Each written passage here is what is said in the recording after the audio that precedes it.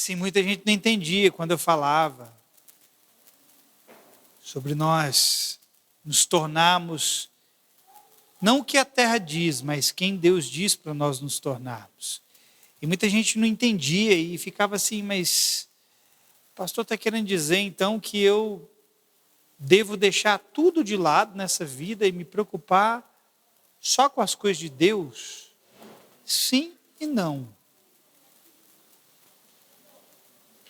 Sim, porque Jesus disse: buscai, pois, em primeiro lugar o reino de Deus e a sua justiça. Essas coisas que vocês buscam serão acrescentadas.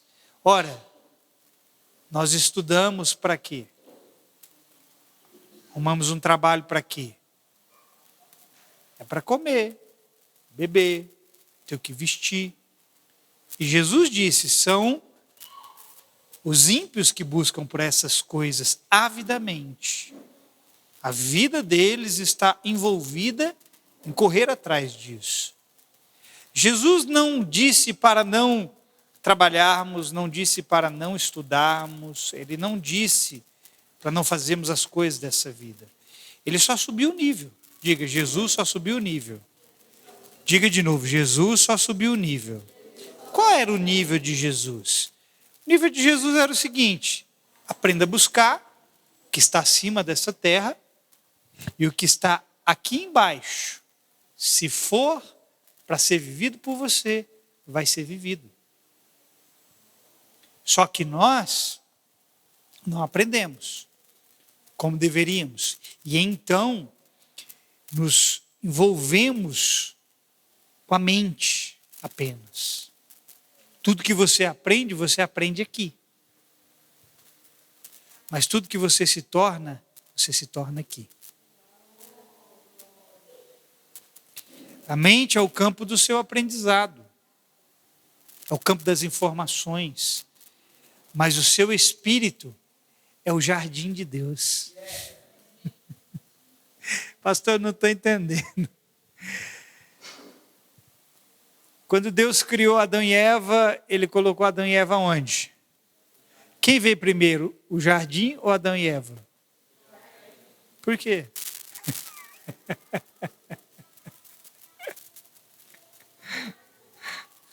Vou polemizar, não. Mas o jardim hoje, ele é uma representação do nosso coração. Uma representação do nosso espírito. Então tudo que você aprende está aqui no campo da mente. Mas o seu lugar de vida, de comunhão, de prosperidade, tudo está nesse lugar chamado coração. A Bíblia fala que o homem bom, do bom tesouro do coração, tira o bem.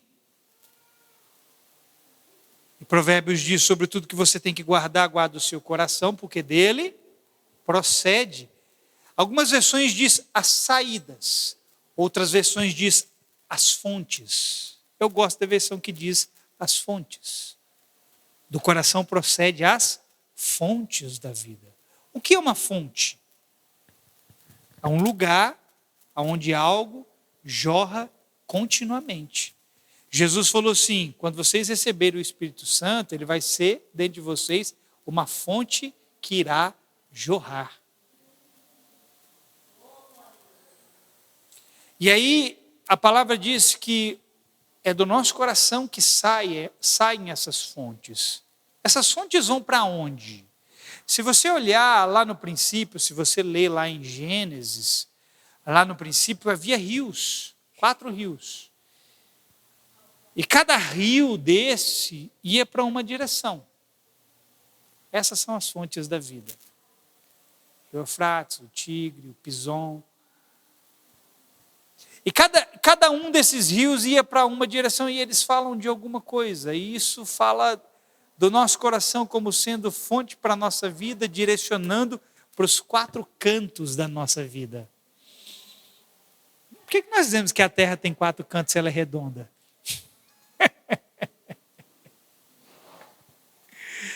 Mas do seu coração, querido, pode jorrar para qualquer área da sua vida.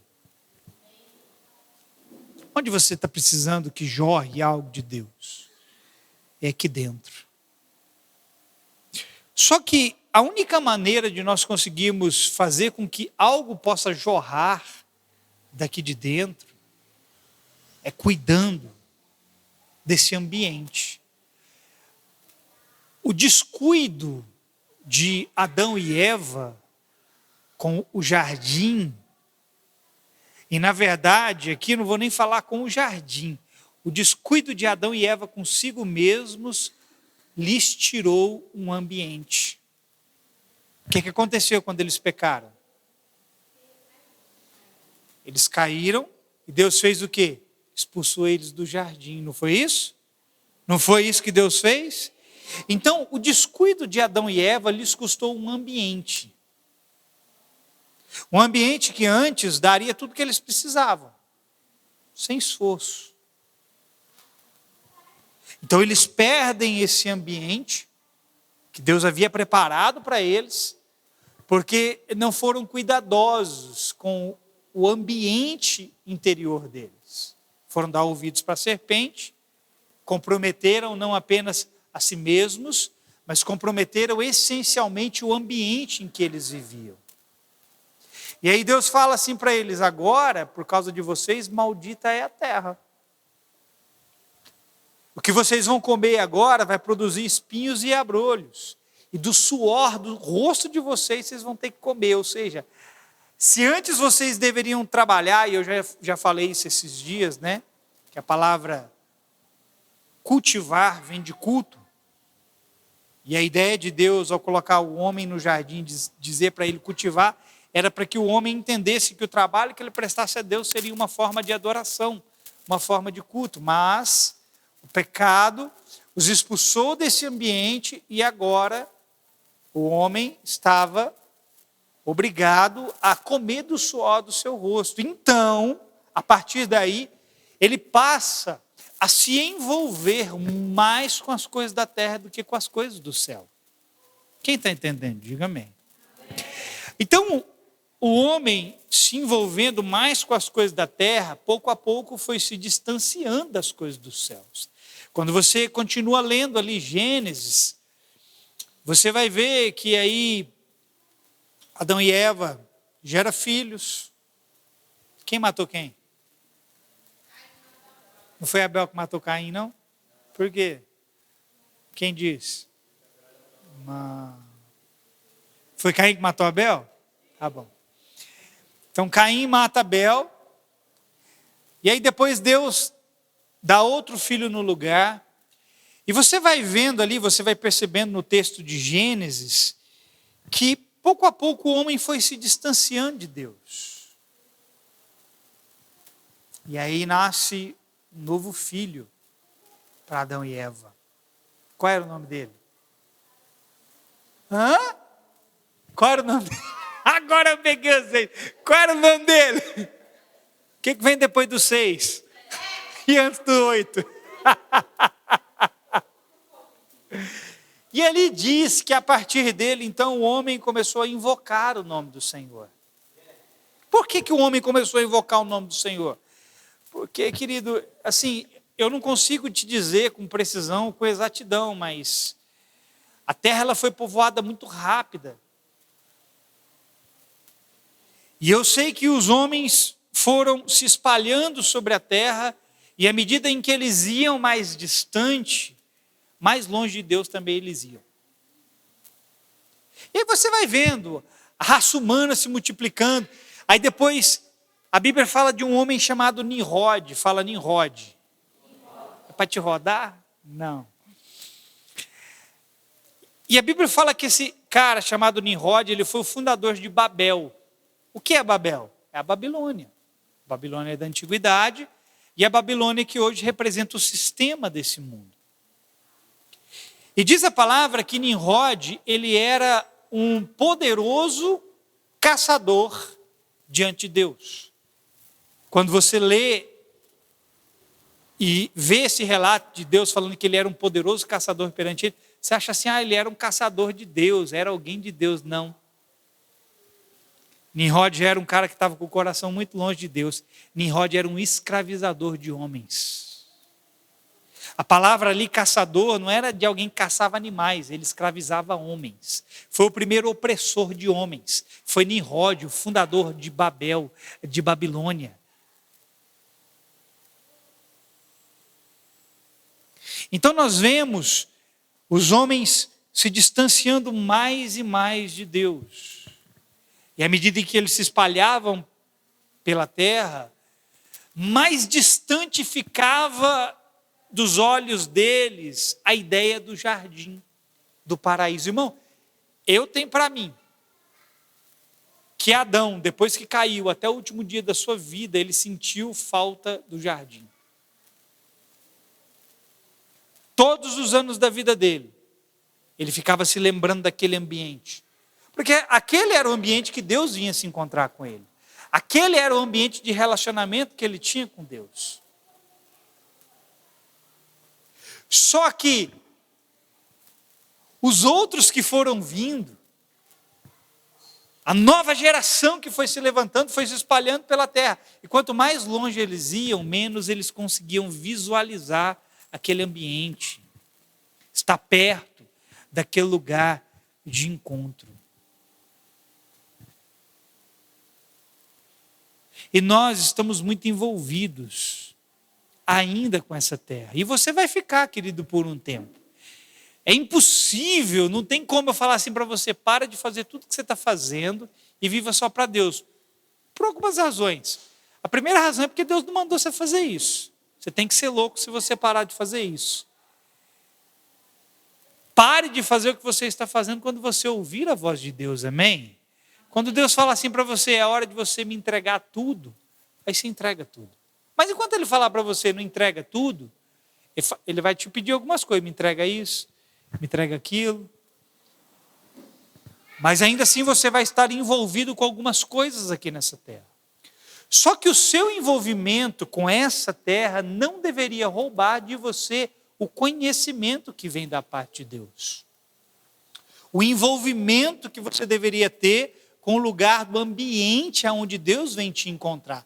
Não era no jardim que Deus vinha se encontrar com Adão? Qual é o jardim? Diga, o meu coração. Então você pode estar envolvido com as coisas dessa terra, mas precisa cuidar do seu ambiente, do seu jardim, do seu coração, porque é aí que Deus vem se encontrar com você. Eu estava lendo um livro hoje, já alguns dias atrás eu vinha querendo ler esse livro, um livro que eu lia muitos anos atrás. Esse livro conta a história de um homem que se envolveu com coisas erradas. E em uma parte do livro, esse cara que estava conversando com esse homem, que era do mal, falou algo para ele que, assim, é uma verdade bíblica, mas que o diabo também entende que isso, usado para o lado oposto, também gera resultado na vida do homem.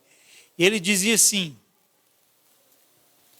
que todos nós precisamos do conhecimento, porque através do conhecimento vem a revelação, e através da revelação vem a libertação. Só que ele usava esse exemplo para mostrar para o outro que ele precisava conhecer o lado negro da história, o lado oculto da história, o lado macabro da história. E é verdade, irmão. Nós precisamos de conhecimento, porque através do conhecimento vem a revelação, e uma vez que a revelação abre diante de você, e você entende aquilo, se apropria daquilo, você é liberto. Quando Jesus fala que nós conheceríamos a verdade nos libertaria, Jesus não está falando de conceito, Jesus não está falando de informação. Ora, irmão, se o conhecimento informativo liberta, por que muitos de nós ainda estamos cativos? Se conhecer tanto a letra da Bíblia fosse tudo, por que muitos de nós estamos cativos ainda? É porque o conhecimento que liberta é o conhecimento que te é revelado, não o conhecimento que te é informado. Eu não tenho nada contra teologia, mas é por isso que tem muito teólogo que está chupando chupeta. Por isso tem muito teólogo que fala, mas não conhece o que fala. Porque eles têm toda a informação ao seu dispor, mas não têm a revelação necessária para serem libertos das menores coisas possíveis. Irmão, você vai encontrar no seu caminho homens de muito conhecimento, dentro da igreja e fora da igreja. Só que se você tiver um tempo com esses homens e mulheres e você parar para conversar com eles, você vai ver que todo o conhecimento que eles têm não consegue libertá-los e livrá-los dos seus menores males, das suas menores dores de cabeça. Toda informação que eles têm não consegue proporcionar para eles uma boa noite de sono. E a Bíblia diz assim, que a vida do justo, diz em Salmos 4:8, 8:4, está na Bíblia. Que o justo põe a cabeça no travesseiro e ele logo pega no sono. Porque é o Senhor quem o faz repousar seguro, quem o faz descansar. E quando eu e você entendemos isso além da letra, porque um monte de gente pode recitar esse versículo de cor e salteado, em várias versões. A pergunta é, quando você põe a cabeça no travesseiro, você consegue descansar em paz? Seguro? Tranquilo? Então do que adianta você ter tanta informação, mas quando você precisa extrair a verdade daquilo que tinha informado, você não consegue? O nosso envolvimento com a presença vai trazer a luz sobre aquilo que nós temos ouvido. Quantas coisas eu e você não temos ouvido da parte de Deus? Não ache que Deus apenas vai jogar para você as palavras e vai estar tudo ok. Não, tudo que Deus te fala, Ele quer trazer a luz em cima daquilo. Amém? Diga luz. Deus não apenas expõe algo para você, Ele não apenas recita algo para você. Ele revela, Ele traz luz sobre aquilo. Para quê? Qual é o objetivo da luz? É arrancar de você o que não provém dele. Porque, querido, quando nós somos restaurados, nós seremos 100% luz. A Bíblia fala de nós purificarmos até o nosso espírito de imundície.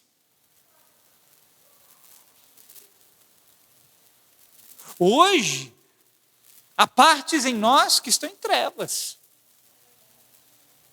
Há coisas em nós ocultas que não agradam a Deus. E à medida em que Deus vai revelando, lançando a sua luz sobre nós, essas coisas ocultas que não o agradam vão saindo. Vão deixando você. E isso é libertação. É você sair do reino das trevas e ir para o reino da luz. Isso é libertação. A Bíblia diz assim, que nós somos transportados do reino das trevas para onde? Para o reino do Filho do seu amor, que é um reino de luz. Então, libertação é você escapar daquelas áreas onde você não enxergava, onde você vivia caindo, onde você vivia amarrado, preso, para um lugar onde você agora consegue viver em Deus, fluir em Deus, receber de Deus. Irmão, nós estamos precisando aprender a receber de Deus. Você precisa aprender a receber a cura de Deus, você precisa aprender a receber a paz de Deus, que excede todo entendimento e guarda seu coração em Cristo Jesus. Você e eu estamos precisando aprender a receber tantas coisas, irmão. Hoje você foi bombardeado por um monte de coisas. Hoje você recebeu tantas coisas que inconscientemente fazem parte de você. Na verdade, a nossa vida toda, né? Você sabia que nós somos mais o nosso inconsciente do que o nosso consciente? Você é mais o seu inconsciente do que o seu consciente. O seu consciente você consegue programar, irmão. O inconsciente em você é aquela parte aonde as coisas criam raízes que geram uma árvore e que geram frutos. E para arrancar as coisas erradas do nosso inconsciente, é só a palavra de Deus, irmão, é só a revelação dele, é só a luz brilhando aí. Você tem que começar a extrair o que precisa de Deus para a sua vida. Quem está entendendo? Diga amém. Foi por isso que eu comecei dizendo, querido, que nós estamos aqui envolvidos demais com as coisas da mente e esquecendo de cuidar do nosso jardim. Cultive seu jardim. Olha para essa pessoa que está do seu lado, diga para ela: cultive seu jardim. Vamos imaginar como deveria ser esse cultivo que Adão deveria fazer. Como é que você imagina Adão cultivando o jardim? Com todo cuidado, sim ou não? Ou você acha que Adão ia chegar lá na roçadeira, na podadeira, e só no podão, dando chute na... Não. Eu imagino ele com todo cuidado. Até porque, querido, antes da queda, eu imagino que tudo era perfeito, até as árvores. Eu não sei, eu não posso te afirmar. Eu vou falar na base do achismo, ainda que eu não deveria fazer isso. Mas eu acho que as árvores, nem sequer as folhas ficavam amarelas.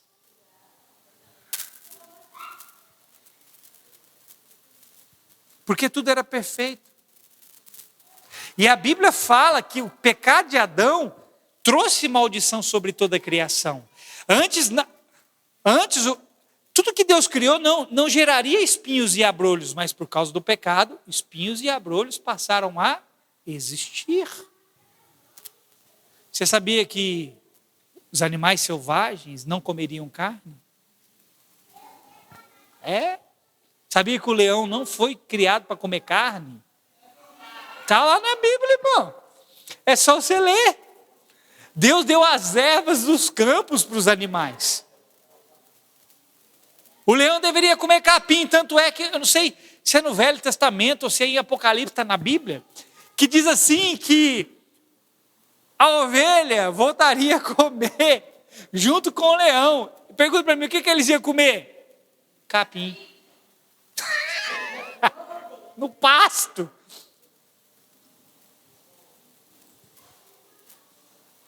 Cuide do seu jardim, irmão. Porque quanto menos cuidado você tiver com o seu coração, menos cuidado você tiver consigo mesmo, mais trabalho você vai ter para restaurar esse jardim. Se você fica muito tempo sem cuidar do quintal da sua casa, vai acontecer o quê? Encher de entulho, sim ou não? Encher de mato. Esses tempos atrás aqui estava cheio de entulho. Já estava me dando agonia. Aí arrancou tudo. Aí tiramos mato. Aí começou a crescer os matos de novo. Já comecei a ficar agoniado. Falei, não, tem que arrancar esses matos na enxadada, é bravo. Falei, não, já sei o que eu vou fazer. Vou ali, vou comprar um veneno e vou bater o veneno, secou tudo. Mas quanto mais tempo você fica sem cuidar do seu jardim, mais trabalho você vai ter para restaurá-lo. Mais coisas você vai ter que depois tirar. Aí vem as ervas daninhas. Jesus falou assim, que o machado estava sendo posto à raiz das árvores. Toda árvore, pois, que não produz bom fruto, seria arrancada e jogada fora. Ele disse assim, toda planta que o meu Pai Celestial não plantou, será arrancada. Olha quantas árvores não estão frutificando na nossa vida, que estão nos dando dor de cabeça, que estão nos atrasando no processo. Irmão, a palavra que eu ia ministrar aqui, nem vou mais, porque o Senhor, eu já percebi que fluiu para outra direção. Mas quantas árvores não frutificaram na nossa vida? Frutos de uma semeadura errada. E que estão nos dando dor de cabeça e atrasando, querido, o desenvolvimento desse ambiente com Deus. Quanto mais eu e você permitirmos que sementes fora do jardim sejam lançadas dentro do jardim, mais elas vão crescer. E mais demorado vai ser para nós termos esse lugar de encontro com Deus, refinado.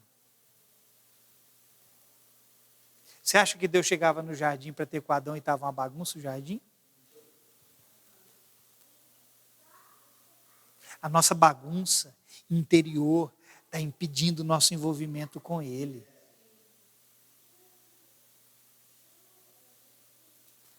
Os frutos daquilo que Jesus disse que o Pai dele não plantou, e que nós estamos comendo, está nos envenenando. Porque veja, toda planta celestial que o meu Pai não plantou será arrancada. Porque se ela não for arrancada, de tanto você comer o fruto dela, ela vai matar você. Ela está te envenenando, te intoxicando.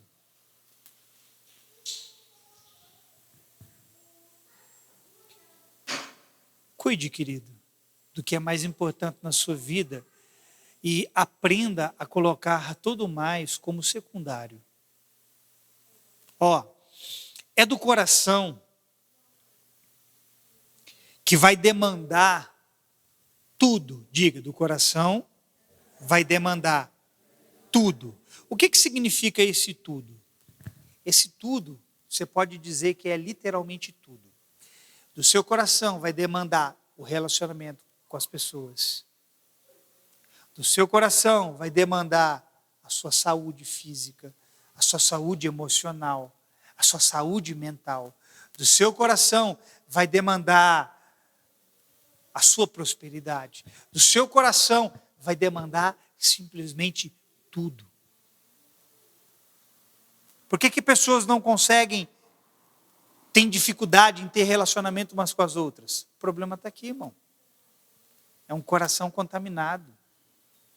É um coração adoecido. É um coração envelhecido por uma semente que não vem de Deus. O problema é o coração. Resolva seu coração e a sua vida vai ser resolvida. E quando eu falo isso, querido, eu não estou falando que o meu coração está resolvido. Porque é impossível, nenhum homem nessa terra que diga isso está com o coração 100% resolvido. Impossível. Porque se algum homem nessa terra tiver com o coração 100% resolvido, ele já pode criar asas e sair voando. Ou ele pode arrogar para si a posição de querubim nos céus. Ele pode dizer, agora eu sou um ser angelical. Porque todos nós carregamos alguma coisa em nossos corações que desagradam a Deus, que nos impedem. Não de sermos melhores, mas de sermos parecidos com Ele. Irmão, o Evangelho não melhora você, o Evangelho te torna parecido com Ele. Irmão, eu lembro, antigamente, alguns anos, tinha uma música assim, quer ver? Me ajude a melhorar, sozinho não consigo, não lembro muito bem a letra. Como é que é a música aí? Irmão, que música é essa, irmão? Eu não quero melhorar, irmão. Deus não quer melhorar você. Deus quer transformar você. Quer te tornar parecido com Ele. Isso não tem nada a ver com melhora. Isso tem a ver com restauração.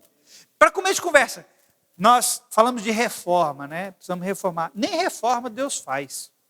Deus faz restauração. Nós falamos da reforma do Martim Lutero. Não, Deus não reforma nada. Porque ele diz assim, se o vaso está trincado, tem que quebrar e fazer outro novo. Ele não fala de reformar o vaso, ele fala de restaurar o vaso. Está trincado? Reformar não, eu vou te quebrar e vou te fazer outro melhor. Porque o Evangelho é restauração. Amém? O Evangelho é o reavivamento daquelas fontes que jorravam lá no jardim, jorrando dentro de você mais uma vez. Os rios lá de Gênesis diz que haviam pedras preciosas neles. Bidélio, sarcônio. Eram rios tão puros. Eu fico imaginando, irmão. Alguma vez você já viu algum rio no céu? Eu já. O problema é se você não viu, eu já. Prostrado me adores. Estou brincando. Lembra que eu preguei domingo, né? Irmão, é algo cristalino. É como se você tivesse, eu imagino que é como se nós estivéssemos aqui fora da água. De tão cristalino, você consegue enxergar simplesmente tudo lá embaixo. E o Evangelho tem esse poder de trazer aquelas fontes cristalinas para o nosso coração. E querido, se não há contaminação no nosso coração, vai jorrar a vida para todas as áreas dela.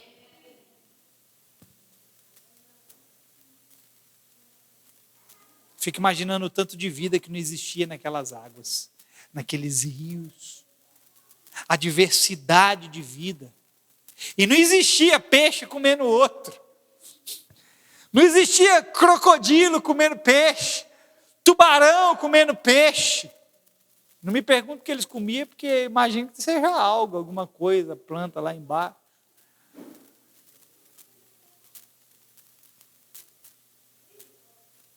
Deixa Deus restaurar seu coração, irmão. Deus vai restaurar a sua vida. Amém? Você recebe essa palavra? Se envolva com esse ambiente dentro de você. Porque, olha, as horas estão passando. E a Bíblia diz assim, eis aí. É chegado a hora do Cordeiro. O relógio da sua vida, querido, amanhã vai estar mais curto. E o da eternidade está mais próximo.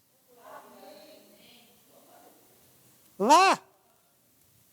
As dores que você tem aqui, talvez, querido, talvez, eu espero que não aconteça isso, eu espero que até a sua partida, se você partir, eu espero que até a sua partida você tenha deixado muitas coisas para trás e tenha conseguido alcançar muitas coisas em Deus.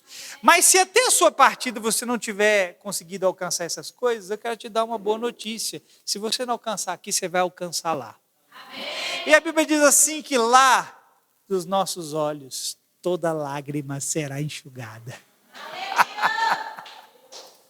Não haverá mais dor, não haverá mais morte, não haverá enfermidade, não haverá tristeza, angústia, depressão. Não vai haver, querido, nada disso. Eu posso ouvir um amém? Amém. Ah, pastor, então eu quero ir logo para o céu. O problema não é você querer ir para o céu, o problema é Deus querer te levar para lá agora. Se Deus não quer te levar para lá agora, é porque você tem um propósito, amém? E se você tem um propósito, eu quero te dizer, o que você pode receber lá futuramente, você pode trazer para cá agora. O que você está precisando? O Evangelho é a anunciação das boas novas. Às vezes, eu me sinto um pouco muito duro com vocês. Prega assim, e às vezes eu me sinto puxando vocês demais para trás, mas eu preciso dizer, o Evangelho é o anúncio de boas novas. Espere boas coisas da parte de Deus. Amém? Amém? Algumas, Deus vai te dar através de outros. Outras, Deus vai te dar através de você mesmo. E as coisas que você precisa receber dele, através de si mesmo, vai demandar de você envolvimento com ele. Vai demandar de você conhecimento, revelação, para que essa revelação gere libertação na sua vida. Amém, querido? Amém ou não? Amém. Fica de pé no seu lugar.